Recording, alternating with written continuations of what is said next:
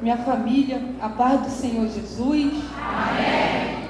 Abra comigo a sua Bíblia, por gentileza. Epístola de Paulo a Roma, capítulo de número 12. Romanos, capítulo de número 12.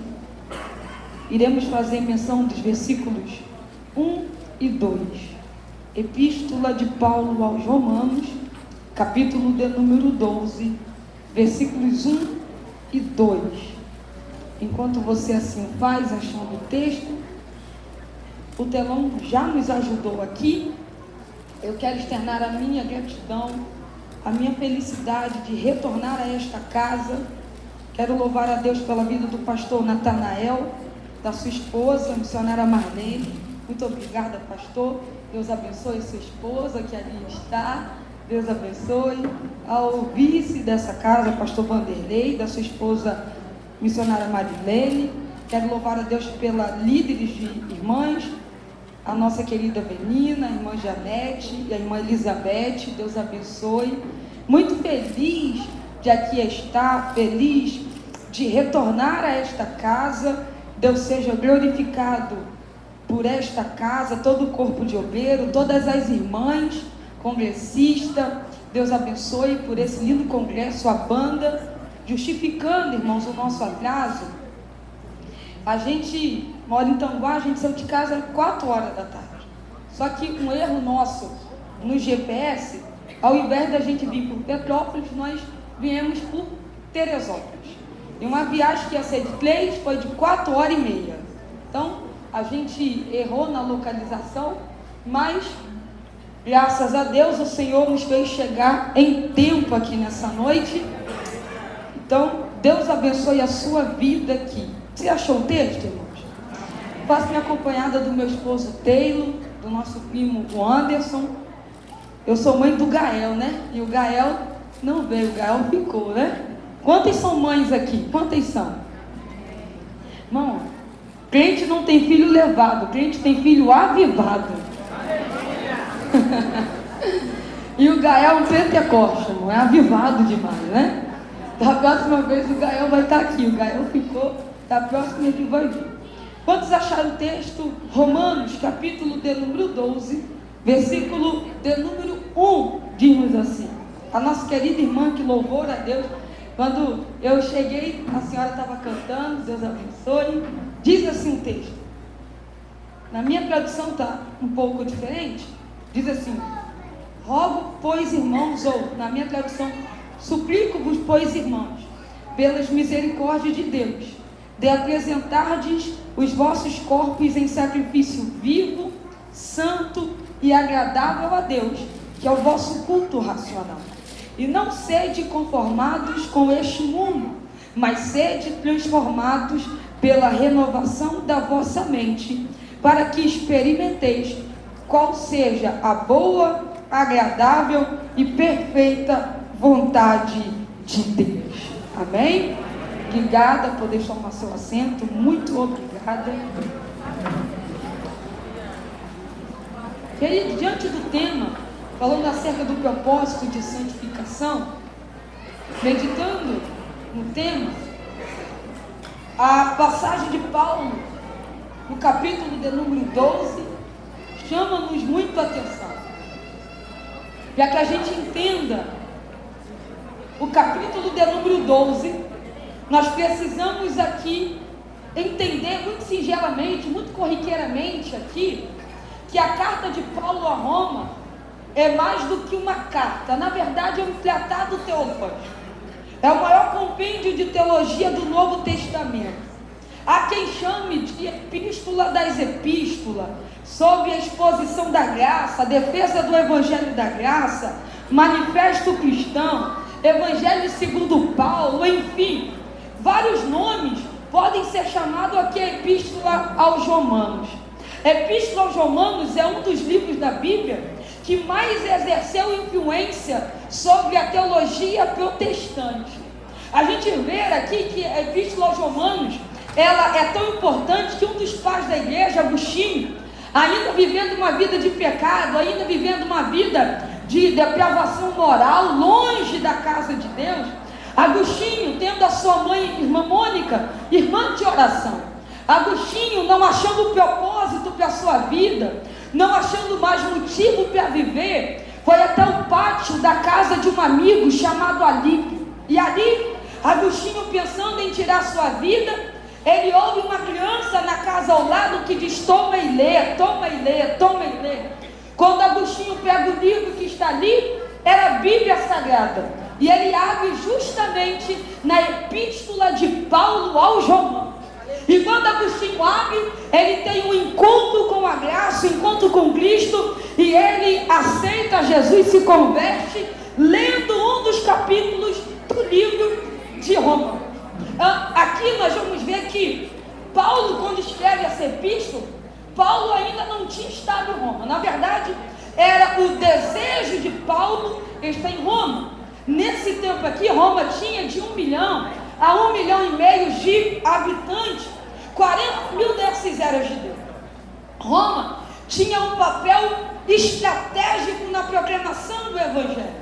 É para isso que Paulo desejava ir a Roma, porque Roma ficava no coração do mundo. Roma era um papel estratégico, era o centro do mundo ocidental. Estar em Roma era estar em um lugar onde era a síntese do poder, da riqueza, do luxo, do glamour.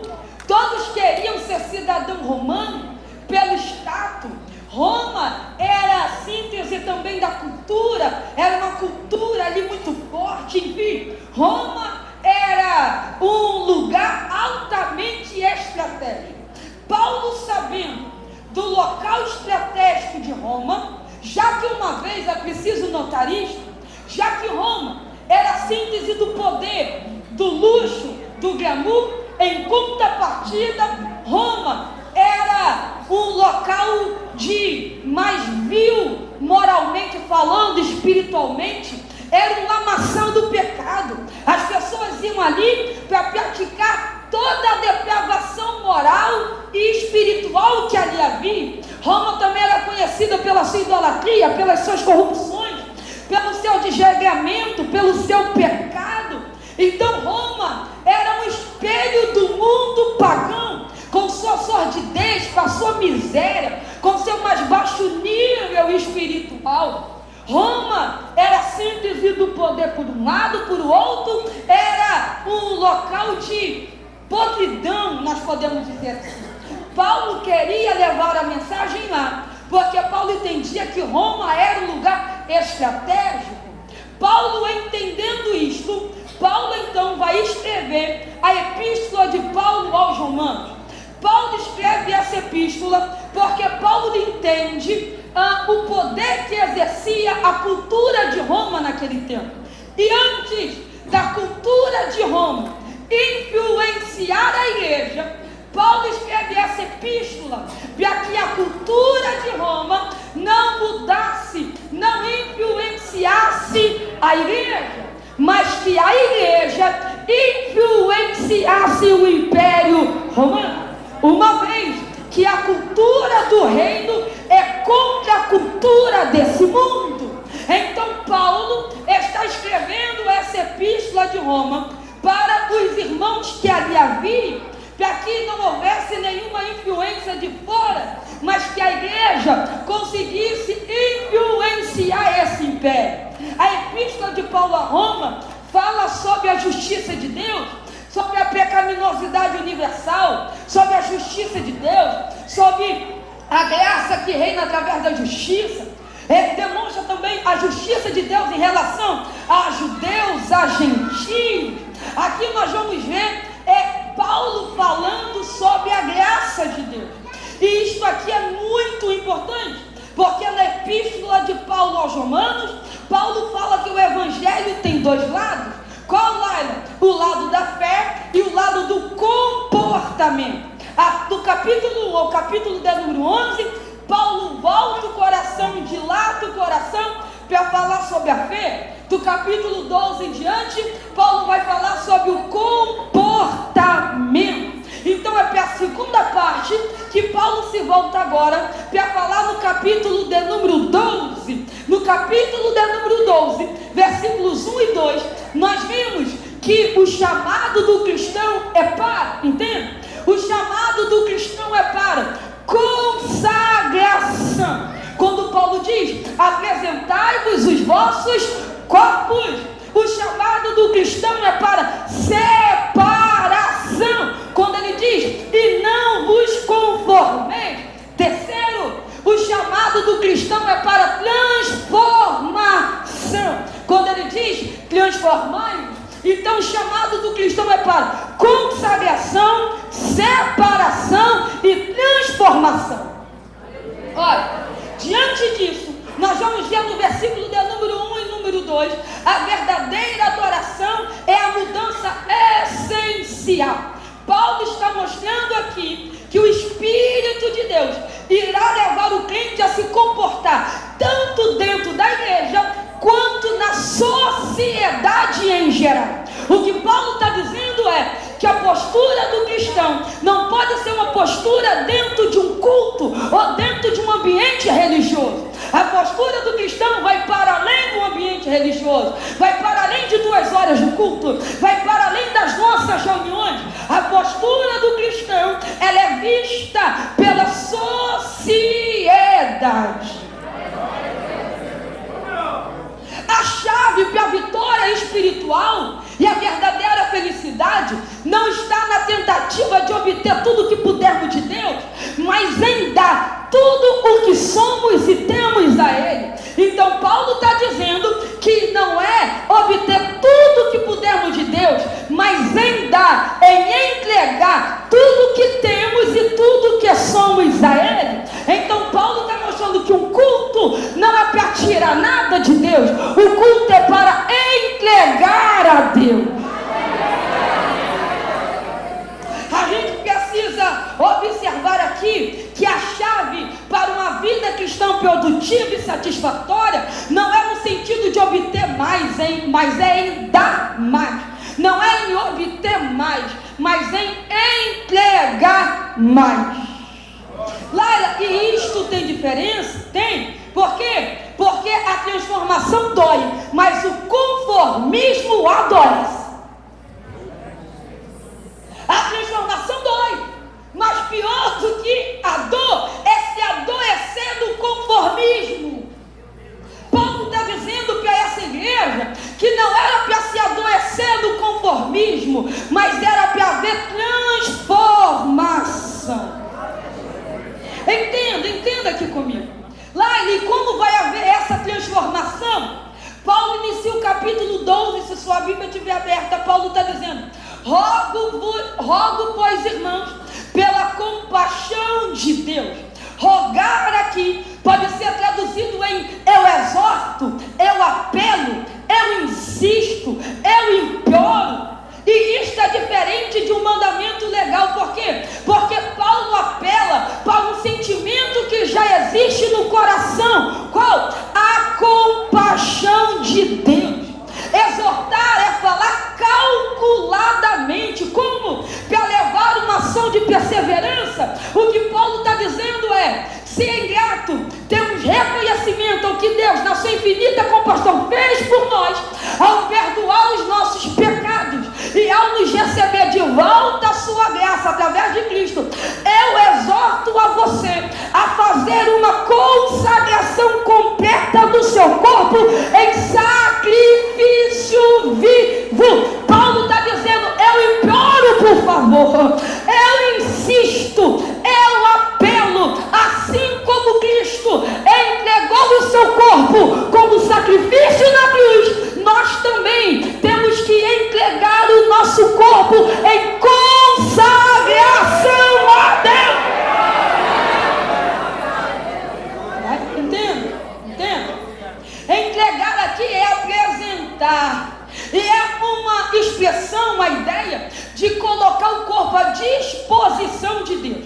E por que no capítulo 12, Paulo fala em colocar o corpo à disposição de Deus?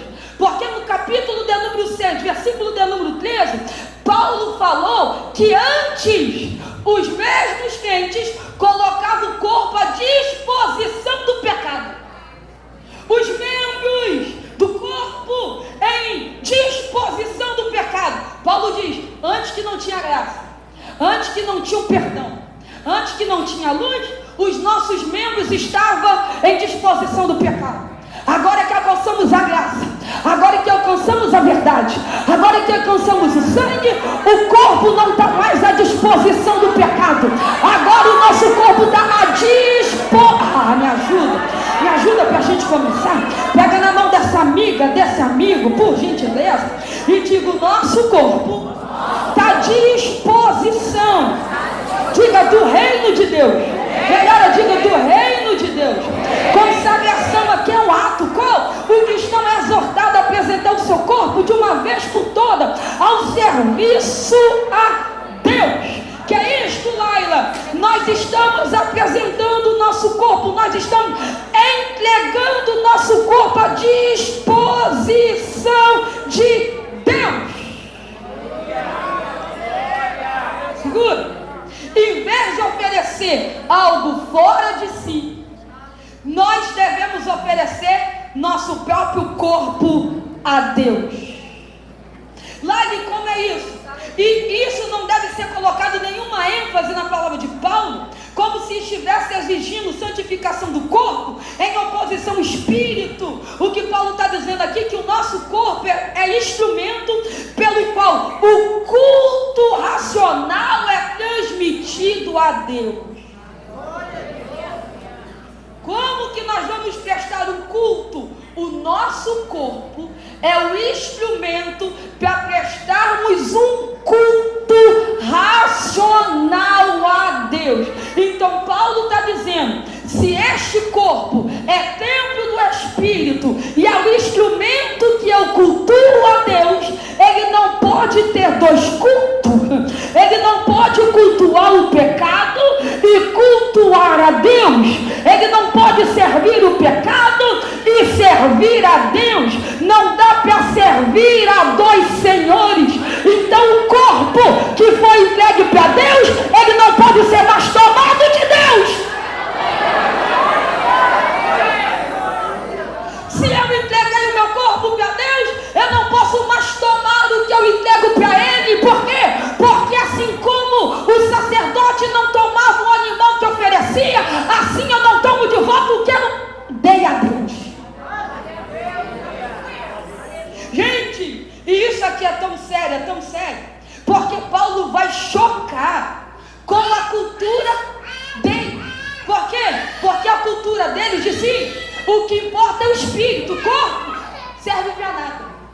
O que importa é o espírito, o corpo não serve para nada. Paulo está dizendo, a cultura do mundo é que pode fazer o que quiser do corpo, a cultura de Deus não. Vou repetir, a cultura do mundo pode fazer o que quiser do corpo, aqui não. Aqui o nosso corpo é instrumento de culto a Deus. Para, pega na mão dessa amiga aí, por gentileza. Pegue na mão dela isto. Diga para ela, sacrifício vivo. Não, melhor, diga sacrifício vivo. Diga, o sacrifício não é morto. Diga, o sacrifício é vivo. Laila, e aí a pergunta é, qual é a diferença entre o ímpio e o salvo? Bem, quando eu digo ímpio aqui, qual é a diferença do ímpio? Você conhece ímpio que não tem vício? Quem conhece aqui? Você conhece alguém que é ímpio e não tem vício?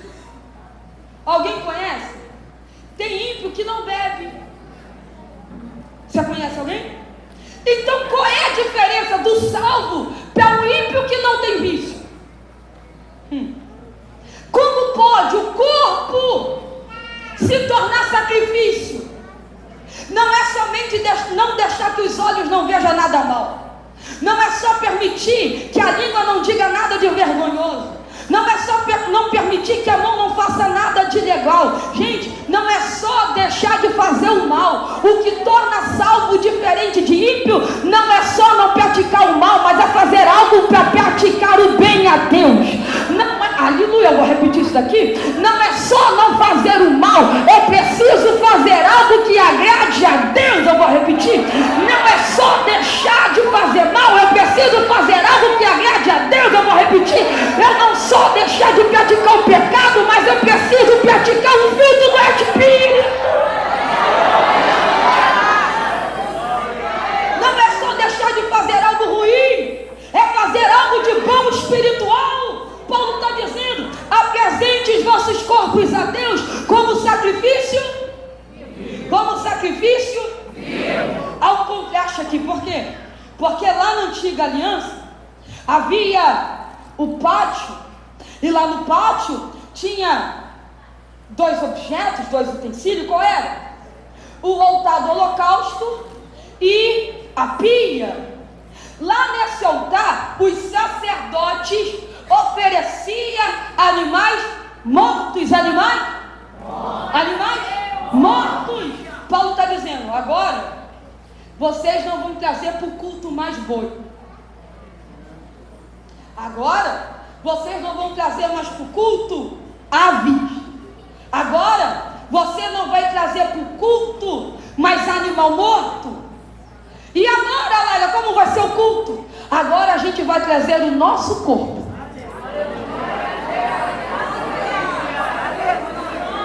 E ele não está morto. A única coisa que o teu corpo está morto é para o pecado. Mas para o culto a Deus e sacrifício elevado. Não, vou repetir para você me ajudar aqui. Não é mais animal morto, não. Agora é sacrifício vivo. Deus não quer mais que a gente traga alguma coisa morto. Agora Ele quer que você apresente seu corpo como vivo. É sacrifício vivo. É culto para vivo. Glorifica quem está vivo. Levanta a mão quem está vivo. Fala em línguas, tenha quem está vivo. Às vezes alguém está esperando o sacerdote colocar fogo na lenha. Paulo está dizendo: não. Traga o seu corpo como sacrifício vivo de casa. Senta perto de alguém que já começou o culto dele. Senta perto de alguém que já começou o sacrifício. Não precisa pedir para dar glória, não precisa para dar aleluia, não precisa mandar levantar a mão. Ela já chegou aqui dizendo: a figueira pode não florescer, o fruto da ligada.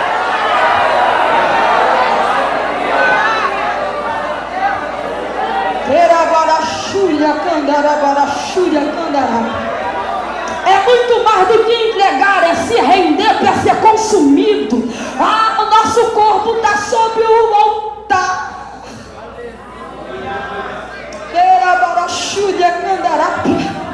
Enquanto lá na antiga aliança a fumaça subia. Como é a fumaça agora? É o seu serviço a Deus. Como que alguém vê que Deus está aceitando? É o teu serviço a Deus. Quem está sacrificando, o sacrifício é vivo, santo e agradável, ele trabalha na obra de Deus. Eu vou repetir, ela trabalha na obra de Deus. Para que quer ser cheia se não trabalha para o reino? Para que quer ser cheia se não trabalha na obra? Para que se ora se não se entrega para Deus?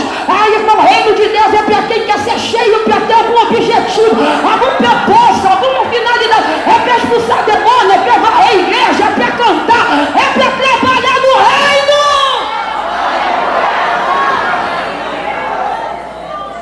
Não é sacrifício morto, porque agora você não traz mais o animal. Agora você traz você mesmo. Sabe que isso é interessante? Porque não dá para criticar sacrifício do outro. Quem está preocupado em apresentar seu culto não tem tempo para criticar o culto do outro.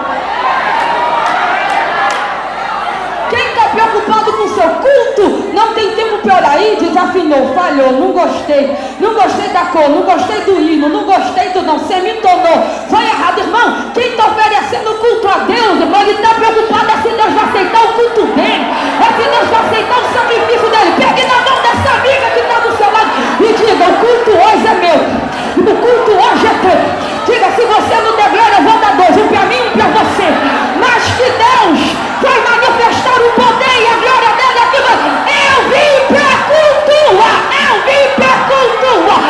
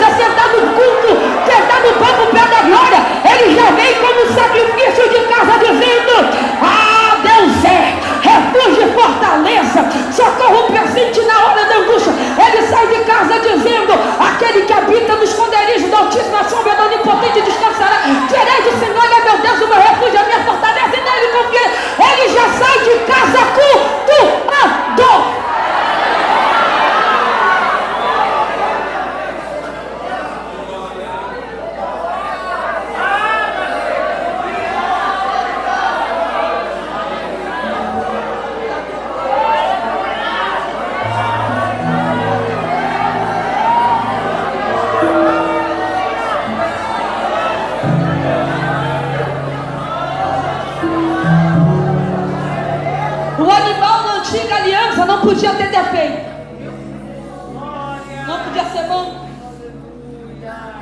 não podia ser imperfeito. Só que a graça de Cristo,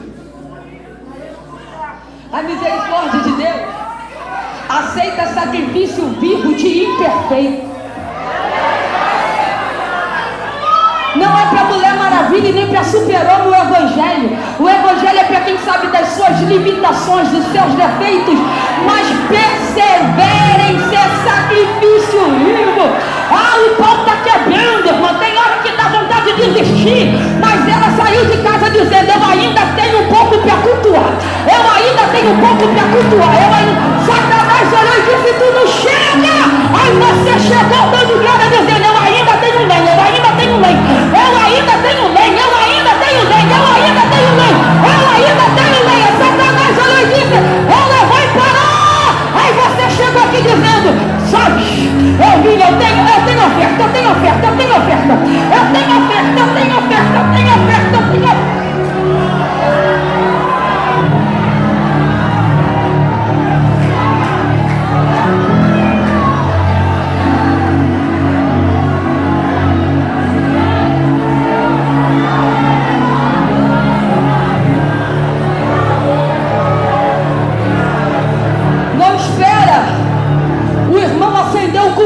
Acenda primeiro o teu culto. Não espere alguém cultuar primeiro para depois você cultuar. Faça teu culto. Porque quando você sai daqui dizendo: não gostei do culto, você está dizendo: eu não cultuei como não deveria. Então não atrapalha quem veio cultuar.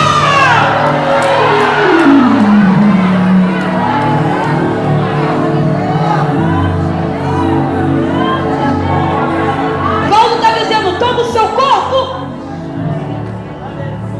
tome todas as tarefas. Mano, isso aqui é muito importante. Olha para cá. Por quê?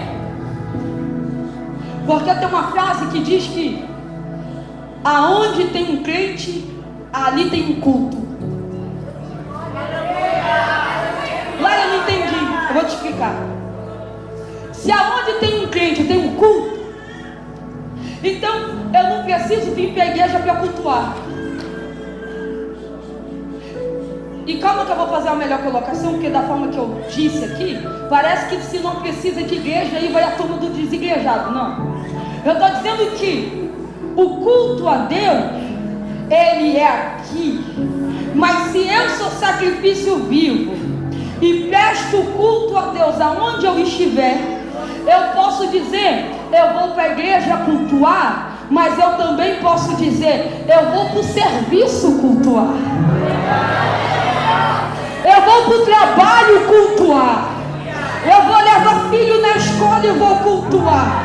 É por isso que você cultua até lavando louça, varrendo casa.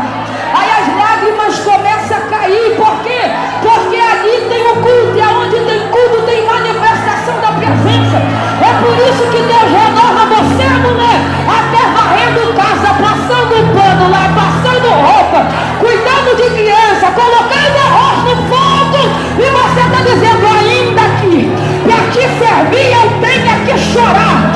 Te servirei porque comigo estarás. Sofrer contigo a lágrima cai. E você está dizendo: eu não largo, eu não largo, eu não largo, eu não largo. Chacoalha a mão dessa amiga, me ajuda, eu não te peço mais. Chacoalha a mão dela e diga: onde você estiver tem culto. Diga: lavando roupa, passando pano, fazendo arroz, colocando comida no fogo. Aonde você estiver, ali está o Espírito se manifesta.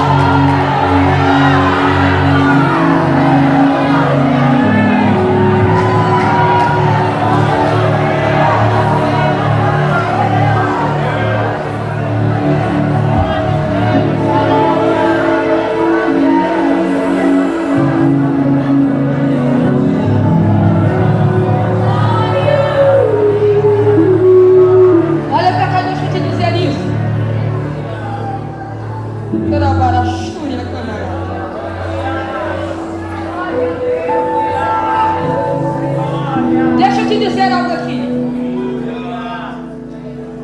Como Paulo justifica que precisa apresentar o nosso corpo a Deus. Laila, o que Deus me deu?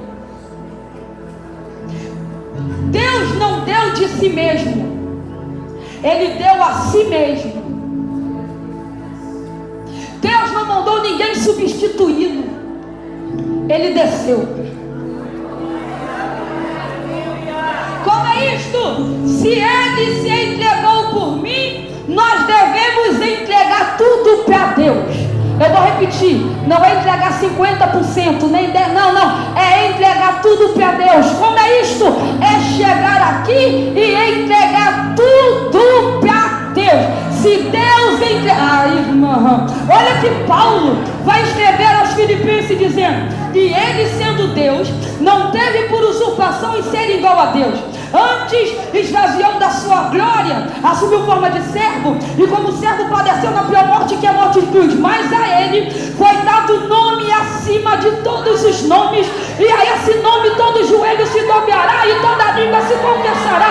Ele não teve apego a trono, ele não teve apego à glória. Ele disse: eu desço lá, abre o caminho, morro na cruz, eu desço para a igreja subir, eu desço para a igreja subir.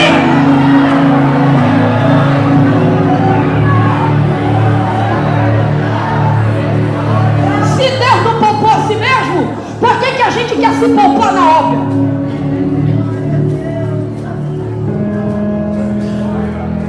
Tem tempo para tudo, não tem tempo para obra.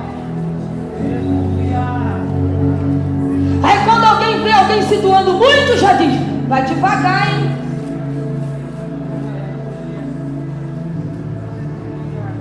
Faz assim não, hein? Vai devagar. Só que a gente precisa entender que Paulo está dizendo aqui é para a gente oferecer o nosso corpo aonde? No altar. Aonde? Aonde? Então o adorador tem altar e não tem palco. Reino de Deus não é para ser visto, não é palco, é altar. Quem quer palco espera elogio e agradecimento. Quem tem altar está dizendo: eu estou fazendo para ele, eu estou fazendo para ele, eu estou fazendo para ele, eu estou fazendo para ele. Quem quer palco quer ser visto e começa a competir dizendo: quem canta mais, quem prega mais, quem fala mais, quem sabe mais, eu sou melhor. Fulano não, fulano não. Quem tem altar ele não quer competir, ele quer fazer a obra. Reino de Deus não é competição e nem comparação, é cooperação. Vamos gritar aqui: não é competição, é cooperação.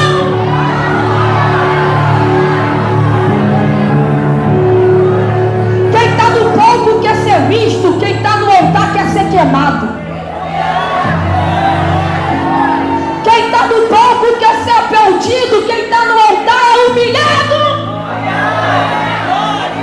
Quem está no palco quer ser ovacionado, quem está no altar quer receber só uma palavra dizendo: vai, não temos, não temos. Eu quero profetizar para a tua vida aqui nessa noite. Enquanto alguém está esperando aplauso, alguém entrou aqui hoje dizendo: basta liberar uma palavra, basta liberar uma palavra. Tem palavra liberada para a tua casa, mulher. Tem palavra liberada para a tua casa, mulher.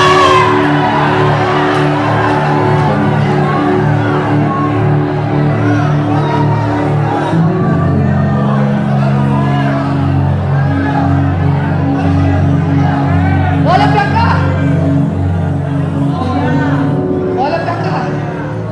Paulo está dando uma tarefa extremamente difícil. Por que, Laila? Porque assim como na antiga aliança, nem todas as ofertas que Deus recebia do seu povo agradava a ele. Porque tinha gente que trazia oferta enquanto vivia uma vida na hipocrisia. E quem oferece, porque, irmão, não dá para divorciar quem somos do que entregamos para Deus. Na antiga aliança tinha oferta que Deus não aceitava. Por quê? Porque antes de Deus ver a oferta, primeiro ele vê o ofertante. Lá o que você quer dizer? Que quem oferece oferta que não condiz com a vida, oferece um falso culto. Então tem gente oferecendo culto achando que é culto verdadeiro. Na verdade a vida dele não condiz com a oferta que ele está entregando. E o grande problema é quando a gente está oferecendo culto e a gente acha que Deus está aceitando e Deus está olhando e está dizendo, não estou aceitando. Laila, e por que Deus não aceita? É porque quem está ofertando não está vivendo em propósito de santidade. Existia um culto que existia oferta, sacrifício que Deus não aceitava. Então nós precisamos expressar algo. Então o sacrifício que oferecemos a Deus, ele deve ser santo. Ele deve ser o quê, irmãs? Como é isso? Admitir que o nosso corpo pertence a Deus e precisa ser separado para o seu uso. Ele deve estar sem pecado, onde ele se torna o templo do Espírito. Um sacrifício assim será agradável a Deus. Oh, glória a Deus. A palavra, entenda, a palavra traduzida por culto racional aqui, a palavra traduzida por culto racional aqui, vou muito simplificar. É servir aquilo que o homem dedica a totalidade de sua vida. Como é isso? Naquele tempo alguém dedicava a vida a serviço da beleza, ou dedicasse a vida a alguma coisa. E toda vez que o original dessa palavra se aparece na Bíblia, ela é usada sempre a serviço a Deus e nunca a serviço humano. Sempre se usa como serviço e culto a Deus.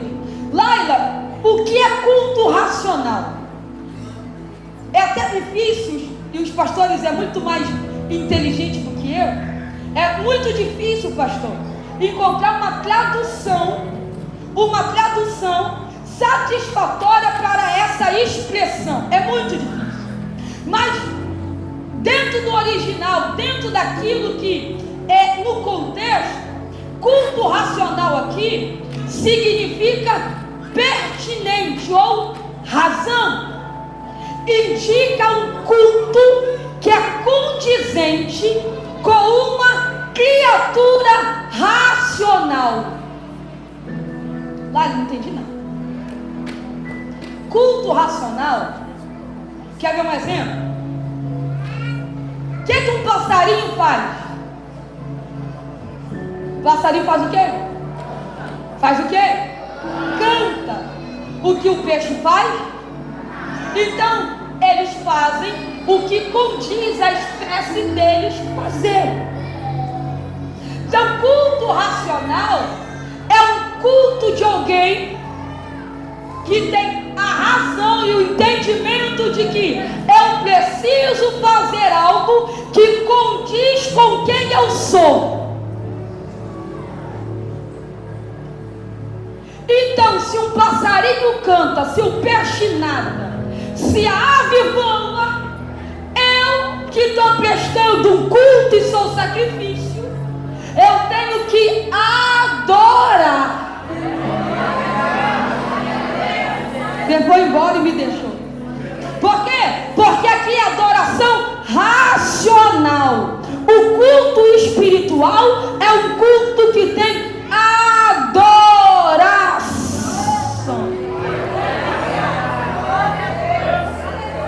É um culto que tem adoração. Olha que Paulo está dizendo.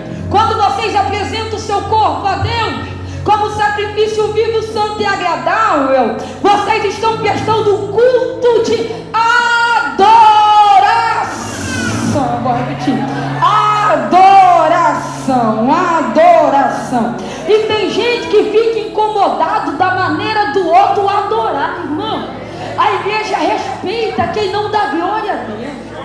A igreja respeita quem não acredita em visão. A igreja respeita quem não acredita em revelação.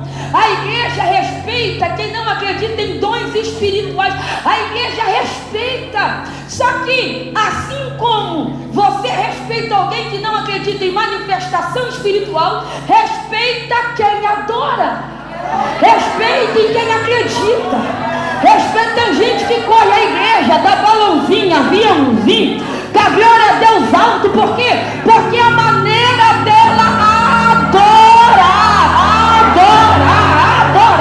Então, irmão, para de reclamar a forma como outro adora e presta a sua adoração a Deus. Fulano chora muito, fulano grita muito. Deus não é surdo para quem que grita, Deus não é surdo, mas ela precisa expressar a gratidão, e a gratidão expressa adoração.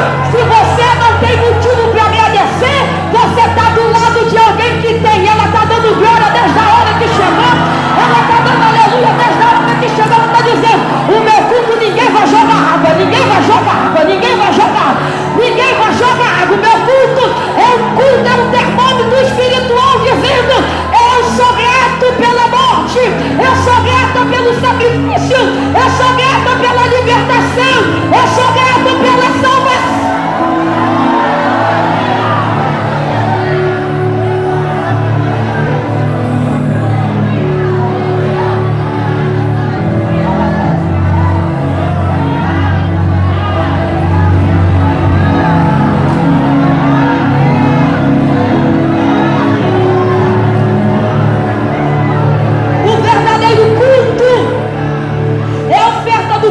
Tudo que se faz diariamente no corpo. O culto verdadeiro não é elaboração de prece. Culto verdadeiro não é um culto teologicamente correto. O culto verdadeiro não é um culto de quem ora mais, quem canta mais, quem prega mais. Não. O culto verdadeiro é um culto de oferecer a vida diariamente a Deus. Quando que eu entrego lá, condiz com quem eu sou aqui, eu já posso cultuar dizendo: eu vim para adorar, eu vim para adorar. Satanás tenta acusar, mas você diz: nenhuma condenação há para quem está em Cristo Jesus, nova criatura, as coisas velhas se passaram, e este mundo...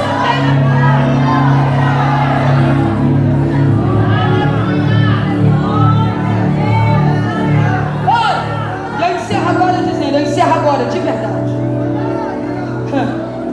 Aí Paulo continua dizendo, versículo de número 2: e não sejam conformados com esse, mas sedes, irmãos, nós só temos duas opções. Quantas opções? Quantas opções? Ou a gente se conforma ou a gente se transforma. Se o mundo controla a nossa maneira de pensar, somos conformados. Mas se Deus controla a nossa maneira de pensar, então somos transformados. Quem dita a maneira que você se porta, a maneira que você pensa, é quem domina a sua vida. Se o mundo dita como você se porta, você é conformado. Se é Deus quem dita como você se porta, você é transformada. Que é isto? Eu vou simplificar, fechei a cabeça. O que Paulo está dizendo é: o mundo tem um esquema. É o original. O mundo tem um esquema. E o esquema do mundo muda todo dia. O esquema do mundo muda. Mas quem é transformado tem uma essência. Vou repetir. O mundo tem um esquema. E o esquema do mundo muda todo dia. Mas quem é transformado tem uma essência. Como? Eu posso mudar muita coisa. Eu posso mudar a roupa que eu visto, a comida que eu como. Eu posso me vestir de vermelho hoje, amarelo amanhã, de verde na terça, de azul na quarta. Eu posso mudar, mas eu não posso mudar a minha essência. Me ajuda que eu encerro agora. Diga: o mundo muda, mas a sua essência não pode mudar. Você pode mudar a cor da sua roupa, mas a essência não pode mudar. Você pode mudar o que você come, mas a essência não pode mudar. Você pode mudar o carro que você tem, mas a essência não pode mudar. Você pode mudar de endereço, mas a essência não pode mudar. Você pode mudar de sapato, mas a essência não pode mudar. Você pode mudar de penteado, mas a essência não pode mudar. Você pode mudar de celular, mas a essência não pode mudar. Você pode mudar de língua, mas a essência não pode mudar.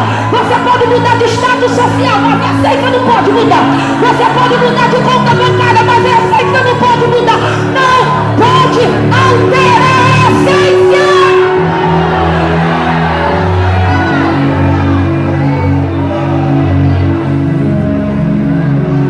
Paulo está dizendo: o mundo tem uma forma, o mundo tem um padrão estabelecido, e quem se adequa ao padrão se conforma com ele. Só que quem é transformado, ele não só entra na forma. Quem é transformado, ele quebra a forma do mundo. Vou repetir isso aqui. Ele quebra a forma do mundo. Ele está dizendo: o mundo não vai ditar como eu sou. O mundo não vai ditar como eu falo. O mundo não vai ditar com nenhuma ideologia maligna como a minha casa vai ser, como o meu filho vai ser, como a minha filha vai ser. Não, a ideologia do mundo vai ficar da porta para fora, porque a porta da minha casa tem o sangue do Cordeiro, e da porta para dentro não é o mundo, da porta para dentro é o que Deus diz.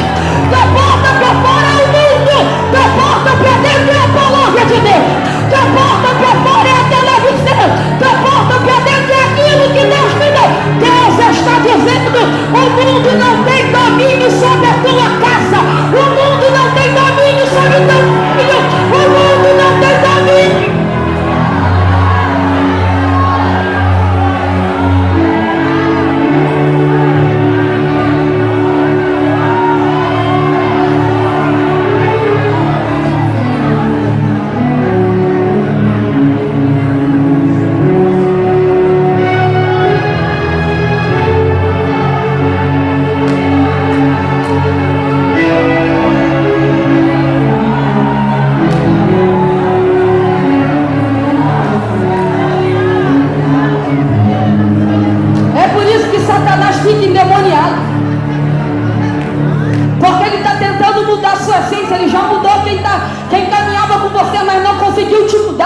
Alguém está tentando mudar, mas você não muda.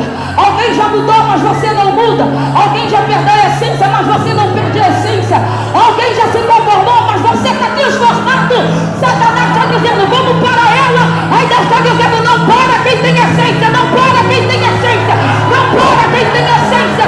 Satanás está batendo em retirada, porque aqui na Assembleia de Deus tem mulheres transformadas.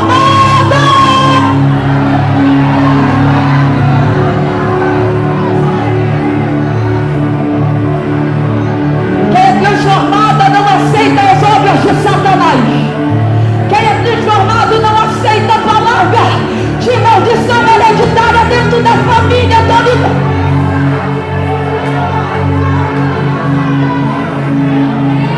Há uma nuvem de glória pairada sobre essa casa. Há uma nuvem de glória pairada sobre essa casa.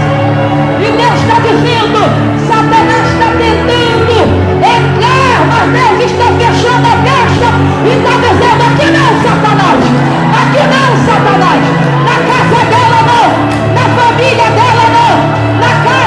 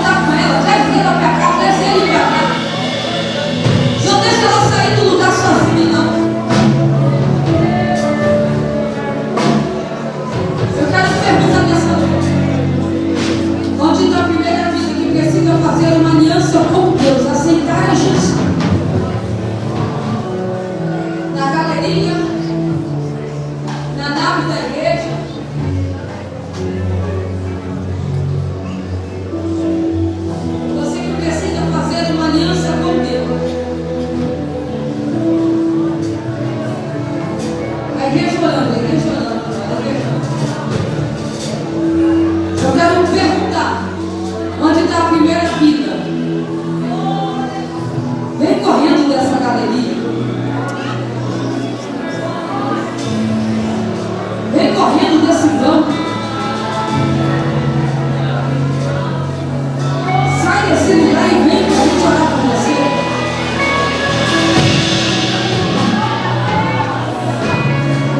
Sai do teu lugar e vem correndo para a gente orar por você. Sai do teu lugar correndo, eu quero orar por você. Vem, moça!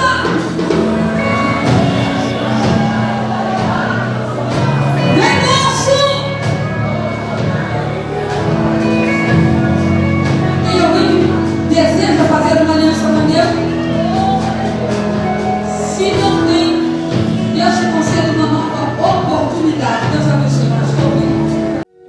Igreja Evangélica Assembleia de Deus em Paraíba do Sul, domingos, terças e quintas, sempre a partir das 19 horas. Central, anunciando salvação a todos os povos desde 1928, com aproximadamente 70 cultos mensais em diversas congregações instaladas pelo município. Você, por certo, será bem-vindo ao templo de adoração ao único Deus merecedor de honra e glória.